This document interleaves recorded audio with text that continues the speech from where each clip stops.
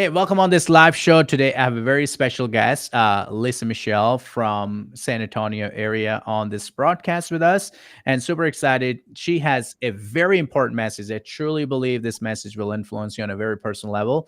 And we're going to be talking about on her book also she wrote, Unlikely Warrior, a voice raising out of the darkness of child sexual abuse and exploitation. And she's going to do a great deal of the conversation. So here you go. Thank you so much, Lisa, for coming on. Oh, it's such an honor to be here. Thank you for having me. I appreciate it. Absolutely. Would you take a moment and introduce yourself, please? Sure. I'm Lisa Michelle. I'm from San Antonio, Texas, originally from California. We've been here for about 13 years. When we moved to Texas, I had no idea what God had up his sleeve for the work that I do here now. I've had a nonprofit called Untethered Ministries for 13 years. We're on the front lines. We go into our local strip clubs, our brothels, and into anywhere like the motels, anywhere where the girls are being sexually exploited or trafficked.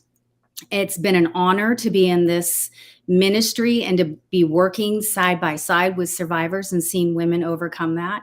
I'm also a survivor leader in the state of Texas and on the council with the governor's office as well, and get to oversee policy and do amazing work like that as well. So I have a governmental mandate over my life as well. Wow, praise the Lord. What a great favor. So you wrote this book, Unlikely Warriors. So, and then you're holding a sword in that. So could you Yeah. lead us into that? There we go. That's amazing. So Yeah. you're ready to go. Yeah. Um, so praise the Lord. Would you tell us about this book and why you wrote this book? Yeah, I wrote this book because I want other victims that have gone through sexual abuse, sexual assault, exploitation, or trafficking to understand what happened to them, to be able to self identify. For me, I was an adult woman when I started to understand what happened to me as a little girl. And I want women to be able to understand it at a much younger age and have accelerated healing and not spend a majority of their lifetime living in that trauma and living from all of that. So I wrote this it's basically like Pandora's box. It opens up the things that you've been holding back on, the things that you don't want to walk into. So it's hard for a victim to read it, but it's also very healing and will send you into the right direction for that as well. One thing about the book that I'm amazed at is that men have had a really big liking to it. They have told me that it's helped them understand their wife, their sister, and it's helped them to understand the mind and what women go through when they've been sexually assaulted or abused or trafficked.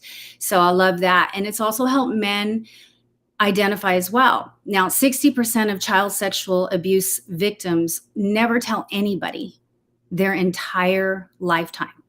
So when men hear me speak and then they get my book, it helps them to come forward and to say something for the very first time. That's been a very healing experience for me as well, seeing that men are starting to rise up and have a voice as well. Absolutely. Right now, people, what happens in the bedroom, they brought it out all into the public. And I think it's a very profound time that we are living in, understanding that where trafficking is like openly happening. And I think the biggest, if I'm not mistaken, is like the southern border is the biggest place. And I did not know that Houston, where I am right now, is one of the biggest sexual trafficking city. I Right. had no clue before moving into that, and that's why I want a revival here in this Yes. area because we want the people turning away from their evil ways and turning back to God. Amen. um, I want you to answer this question, Pastor Lisa, that how can you remove the trauma or the past abuse, the scar that leaves on you? How can you remove that from your life? Yeah, it's quite a process. It's a lifelong process. There is no doubt. There's many layers to healing. It's very complex. I have actually developed a program, a 3-day program, and it's very intensive and holistic, and it is aimed at doing just that. And it has been very successful so far. It's been in a pilot program for 2 years. But you know what? You know where my biggest healing came from? It came from the Lord. It came Mm-hmm. from God, really me accepting him into my heart, me giving my life to him and giving everything to him, and then going through counseling with a Christian counselor as well, and then deliverance was huge for anybody who's ever been sexually abused or trafficked. This is a huge part of the healing process. I was a completely different person after deliverance, so I highly recommend that to anybody that's ever been through that. But lifelong process, there's no doubt. It complicates a lot of things for your life, but God. Yes. So And many things happen. And since you are saying that, do people often, I feel like those people who are abused sexually and those people who went through a trauma, they often feel like that's their fault. But ladies and gentlemen, that's not your fault. That's happened to be you were in the wrong place at the wrong time. But God has purpose and plan for you to heal you. So you don't have to be perfect to come into the presence of God. Is that not the right message, Oh, Lisa? absolutely. I was a hot mess when I gave my life to the Lord. Everybody in the church knew me too, because I went down to the altar and I knelt down during worship and I just wailed, and I felt so empty and just so broken. And I remember one time the pastor's wife came up to me and she said, "Lisa, you're supposed to be on our worship team." And I said, "What?" I'm like, "I can't do that. There's no way. I'm not qualified for that." I was thinking of all the things that were broken inside of me, all the things and the places that I still needed healing. But God used me for 4 years to sing on that worship team, even though I was going through an intense healing process. And he can use anybody in the middle of their mess. Absolutely, that is so true. And this is the most important question I will ask you of this show. What trends of human trafficking are you seeing in Texas? Because Texas, is a big state. People think Texas got it all, conservative, red state. So here over to you. Yeah, this is a big one because right now, Untethered Ministries is seeing women brought from other countries to Texas for the sole purpose to be sold for sex. And that would be inside of a strip club, inside of an illicit massage business, or through ads and being brought to a motel. So these women are coming from other countries like Cuba, Venezuela, they're coming from Asia in droves. I mean, it's amazing how many more we keep seeing because we're on the front lines. We're in these places on a regular basis, and we're seeing an uptick in that. But the saddest part for me and the hardest part is that we're seeing families selling families. I mean, so an aunt selling her niece, a mom selling her daughter, a dad selling her daughter or son. Familial trafficking is a really big deal in San Antonio. It is by far what we are seeing the most of. So, and both labor and sex trafficking is happening as well. It's not just sex trafficking. There's not enough highlighting going on with labor trafficking, but we've seen it personally. We've seen and heard from victims working in restaurants, working in housekeeping and construction and agriculture. And it is happening at an alarming rate, and we need a program to be helping with that. I know our state's doing incredible work. Our task force are as well. Many other agencies are working on this, but we're a little behind on that as well. Okay. And the next question I want to ask is, what is the most common form of human trafficking that Tether Ministry sees? Yeah, it's the familial trafficking. So 41% of child sex trafficking victims, they it's their mother, their aunt, their uncle. The So, selling, okay. yeah. And in San Antonio, it's mostly gang related. So Oh it's no. coming through the gangs and the cartels as well. So those are the hard cases when you know that a mother has been selling her daughter for years. And it's really hard to see that happen, but it does. Yeah, it's not even a third world country. You can say like, oh, the people are desperate, but the problem is happening. Recently, I was in a church, in Webster, Texas. I was talking about that where immigrant 18 years old girl, she gave birth behind the dumpster and tied her baby in a garbage bag and threw in the dumpster, and thinking that if my boyfriend finds out that I'm pregnant and give a birth to a child, he's going to break up with me. So these kind of like things are happening, and that's why we need to pray for this nation, because if we don't get it right, we headed for big trouble. Yeah, I do. I want to kind of back up too on our Sure. conversation before. Illicit massage businesses are something that we are seeing happen. So we've identified personally over 200 of them in San Antonio. Yes, children at risk. I believe the last count has identified over 1,000 of them in the state of Texas. Yeah. I just went to Cambodia with women on the front lines. And what I saw in Cambodia, I went there to go serve. God downloaded so much to me, though, about what's coming to America. So I do have a warning Hmm. that we have a very big problem in the state of Texas when it comes to the illicit massage businesses. They're hidden in plain sight. They're in every shopping center, everywhere you go. Every time I travel anywhere in the US, when I get off the plane, I identify them quickly. So Wow. they're everywhere. We are infiltrated by this culture that is coming over here from Asia. They have had their feet in the ground and they have been just taking over. So we have a new law that's in place in the state of Texas that's helping with that, where TDLR can shut them down immediately if they see that they are illicit and they're not up to compliance. So that's exciting, but we need more laws changed. We need more people aware of what's happening. Usually the massage parlor will just say massage across the front of the massage parlor in a red light. You'll see Asian women that are working in there. They don't speak English. Usually the windows are blacked out. And there's usually an ATM machine that's in there because there's a lot of money laundering that's going on inside of these. And the women that work in there are between 35 to 55 years old. And they're coming over from Asia, from Thailand and Cambodia, where the culture, which I just got to witness myself, the culture is bringing their children up. So they are already conditioned to this, and then they move them here to America with the false promise that they're going to be able to send money back to their family. It's a debt that they never get to pay off. Most of the time, the girls are sleeping inside of these brothels as well. It's a really, I mean, if I could describe to you what I see and what I've seen on the front lines, it definitely is the worst of the worst. Yes.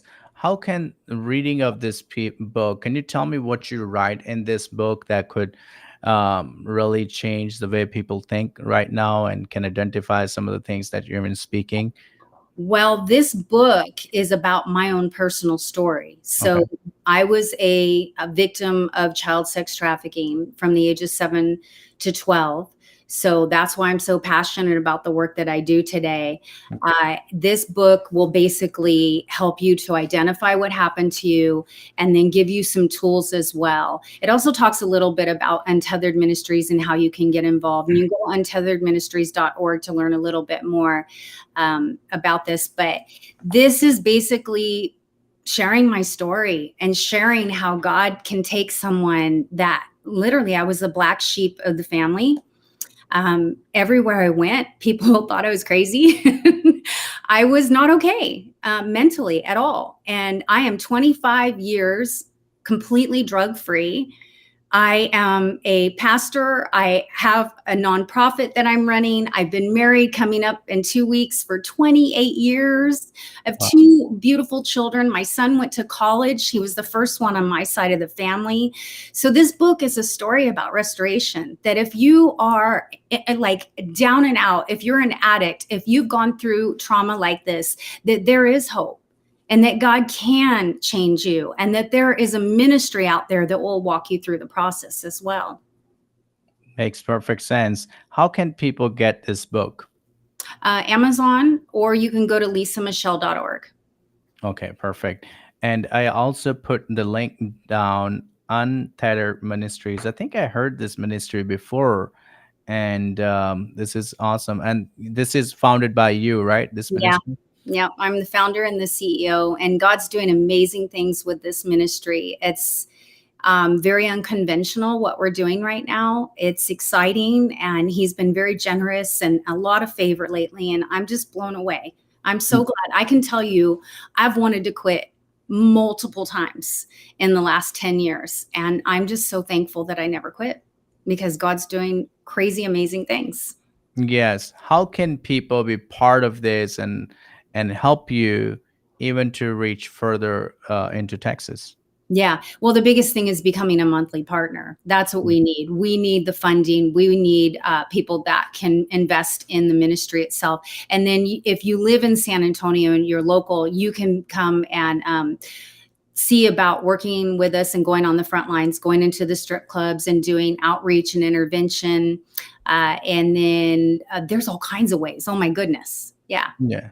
Love And going into strip clubs and all this could be dangerous. it is. And also because you like Paul goes into cities and turning cities ups and down and disrupting people businesses, and they came after him personally. So how is that for you?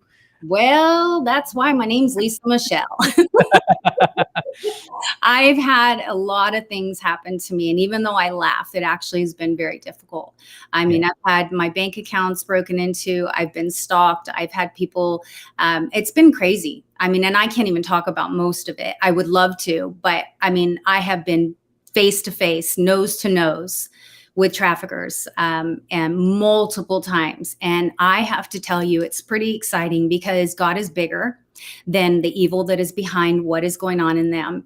And also, God's given me a heart to love the men that I know are doing nefarious things, that I know are not good guys, but God's given me this love for them, even to the point where one of the traffickers ended up getting arrested for child trafficking. And I immediately said, I need to go visit him in prison.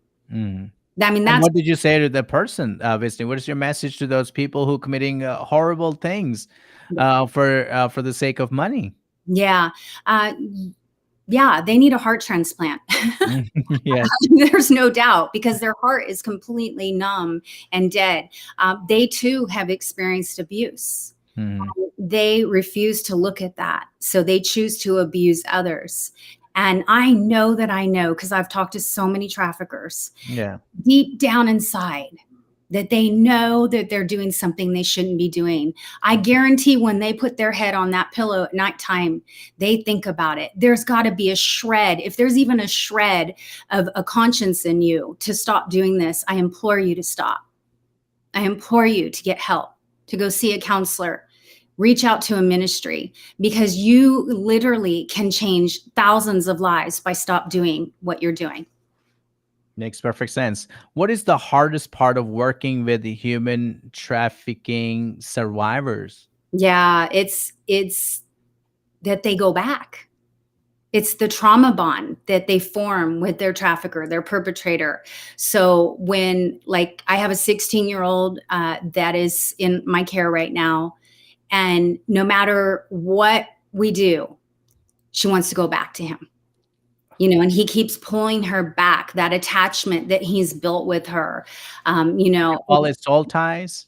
Soul ties, absolutely. Yeah, and a trauma bond. And so that's the hardest part, is trying to break that trauma bond, getting them to understand the psychological warfare that they're in and the spiritual warfare that they're in. And that's our job. And that's what we're there for. And we're there every single time, no matter how many times they go back to their trafficker.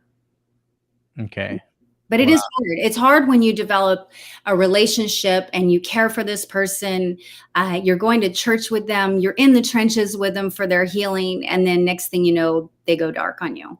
Do you think, Pastor Lisa, let me ask you that, is that a spirit that comes over them, maybe because they're uh, and physically they want to do good, but then they end up doing it wrong? It's some force is pulling them away from doing good. Yeah. And that's why we get them into inner healing and going into deliverance, because that's when we see a really big piece of their healing come, and helping them understand what's happening to them, educating them constantly. Yeah. Tell me, how did you break free from it? Like, what was it for you? Was it prayer, fasting, hanging around with right people, or what Yeah. was it? Well, I got invited to church at 26 years old. I was a little hellion, You're literally. still 27, right? So What's that? you're still 27, right? So Yeah. yeah. So, I was working in a salon. My sister was doing nails, and I'm walking by her station, and this guy reaches out to me and asks me to go to church. And I'm like, "What? Me? Church? Why would you ask a girl like me to go to church?" My dad was a Hell's Angel. I grew up in a very colorful family, and I was an addict at the time, and clubbing and doing all kinds of crazy things. And it was so foreign for somebody to invite me to come to church with them on Sunday. But he told me that there was really hot guys that was going to be there, and I said, "Okay, I'll be there." So I showed up that Sunday. Actually, my sister came with me for all the wrong reasons. And I went to that church for a year for all the wrong reasons. And I ended up hearing a message about a father's love, about a daddy that I never got to experience here on this earth. My dad was the first pedophile that abused me. And so I didn't get to experience that earthly father like a lot of people get to have. And the more I heard about my father in heaven and that he wanted me and he adopted me, Come I was on. like, I have to be a part of this. Are you kidding me? So I ended up giving my life to the Lord. I got baptized, and believe it or not, God just completely changed me. I was no longer addicted to drugs or alcohol or men. I was completely delivered, like in an instant. And then a year later, I met my husband in that church. We dated for about a year, and then we got married. And actually, that's when my trauma surfaced. Mm, Here I am, a new Christian. He's a new Christian, and I felt safe for the first time in my life. And then that's when my night terrors, the nightmares, everything started to happen. And I didn't understand what was happening to me. It was so scary. I bet I was having all the memories of what happened to me as a little girl, for those years in a funeral home where I was really severely abused. And I found out what happened to me. And actually, when I wrote my book, there were other victims that came forward as well, and that have shared that they too were there. And I knew I wasn't the only one, but I was drugged every time before the abuse, so I didn't know exactly what happened to me up until those nightmares started to come back. But then we got into an incredible church. We had a pastor who literally took me under his wing. He'd show up at our apartment at 2 o'clock in the morning. He prayed with my husband and I for over a year, and then he led me into deliverance and all of that. It's a journey. It's a journey. It is not easy. It's not like one and done overnight type of thing. And that's why we're there, because we know. And I've seen women, though, that I say that loosely because I've seen women get radically transformed, and just, just amazing healings happen to them. So it can happen either way. yes, wow. When you get a hold of what is like a bait that you guys use, especially to girls that been trafficked, and And we like there's an evangelism message. There's like, what are you using? it's the Holy Spirit. Come on. It's him.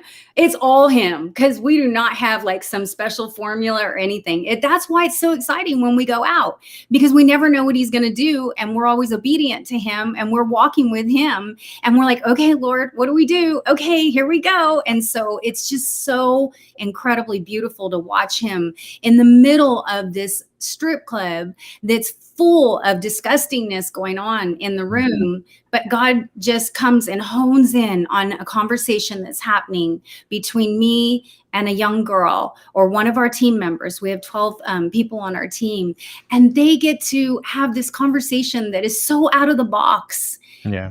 Beautiful space with the Holy Spirit. It's like he just comes down, and it's so real and evident that they can't deny it either. And that's what's exciting, is they're like, we say, hey, can we have coffee tomorrow, or can we have lunch? And that happens all the time, and it's so exciting. So our goal is to build connection, and Yeah. then see them outside of that environment and continue to build relationship with them. Perfect. You mentioned the environment. I think environment is the 90% is like process, or should say part of your healing process, I feel like, Yeah. because familiar spirits, all that stuff comes along Yeah. when you're not in the right environment. And I'm like, I say that if you're not growing in your relationship with God, it's time to change, look for new friends. It's time to change, your friends, because maybe your friends are where you feel the comfortable space. And I think maybe if for trafficked person, Hmm. they felt, you said they want to keep going back, I think because they feel that's a safe place for Hmm. them. But that's a deception. It That's is. the hell that they're going back to. Of course, I'm not cursing. Hell is a real place, but they're going bad. So what is the last, would you say, the restoration process? Any story you can share, that somebody's life was changed, they were trafficked, but now they're not the Lord? Any story you might want to? Yeah, definitely. We have one girl that has been in our care for a really long time. And I mean, the very first time we met her was on the street. Law enforcement told us about her. So it was not safe to go anywhere else. So we have a bus and we met her with our security there out in the street. And she couldn't even look me in the eye. It was very difficult for her to have a conversation with me. The trafficker had her addicted to drugs. So she was, already, like, everything was affected by that as well. We sat in our van and we made jewelry together and we ate some food together and got to know each other.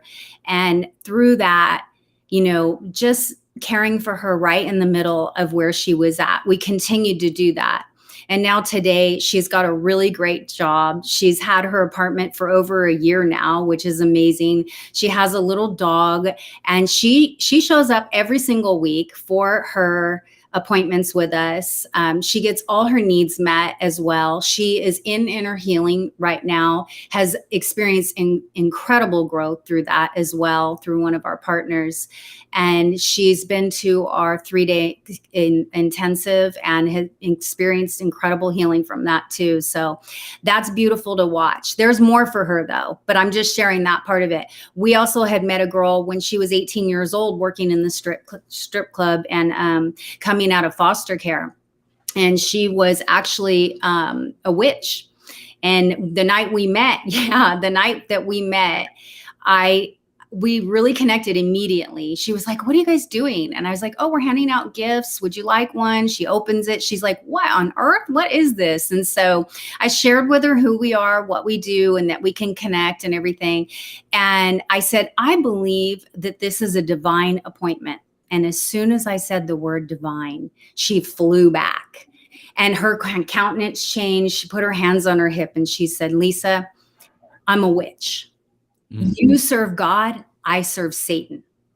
And her story is so powerful, what Yeah. she has been through. But today, she no longer serves Satan. She serves the Lord. As a matter of fact, we're supposed to baptize her. We've already baptized her a couple of years ago, but we're supposed to baptize her again Yeah. because feels like, I just need another baptism. She wants one in the ocean this time. We had to do like a really quick one time when she was manifesting in a restaurant. So we did that and it was amazing. But she's like, "I want to actually do one where I feel like I'm present and it's not like this crazy thing that's going on." So she's done amazing. So we Oh, have wow. so many girls in our care that really are overcomers, that are doing the hard things, and that have, just like you said, got new friends. That's the biggest thing with our team, is we invest in these girls' lives. We go to church with them, do all the things with them. They have to have new friends, help them break off with addictions and get the inner healing that they need. I truly believe, having a friend, that's why I just said, I no longer call you servant, but my friend. Yeah. And it is very important for us to have friends that who challenge us to pray more, challenge us to read Bible more, challenge us to, like, hey, build a stronger bond and relationship with God than ever before. I think if that wasn't for the people that I kind of got hang around, Yeah. you just, people rubs on you, and I think that's so true. Tell me your friends that tell you your future. Yeah. Somebody say, like, it's so important that we have the right company. And Pastor Lisa, since you've been delivered, set free, now pastoring a church and changing lives, what a better friend to have than you, to Aw.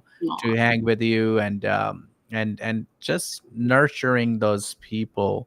Yeah. and their needs. That's phenomenal. I want to encourage all of our audience, if you're watching right now or later on, I put the comments, her website in the comment section, lisamichelle.org.